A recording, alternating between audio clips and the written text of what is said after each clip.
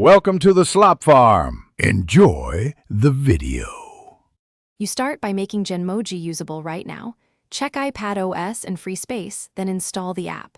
Once done, open Genmoji and allow camera and microphone so live capture and voice prompts work. Next, sign in or make an account. This lets you sync drafts across devices. Make sure iCloud or AppCloud Sync is enabled to prevent lost work. Finally, position your iPad and tap the New Project button to begin creating your first emoji. Don't skip camera calibration. You now shape the emoji. Take a photo or import an image, then use the on-screen grid to align facial features accurately. Once aligned, pick a base preset and tweak shape, skin tone, and expression using sliders. This is where subtle changes make a big difference.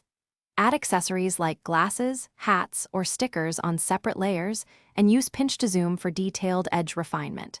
Make sure to preview at full size as you go, because small edits read differently at larger scale. You finish by exporting.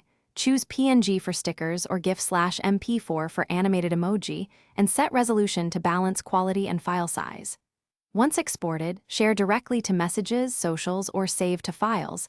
Make sure the app has photos and files permissions. If you need packaging for apps, use the sticker pack export workflow. Troubleshooting tip: if export or saving fails, confirm storage and permissions. Then force close Genmoji and restart the iPad.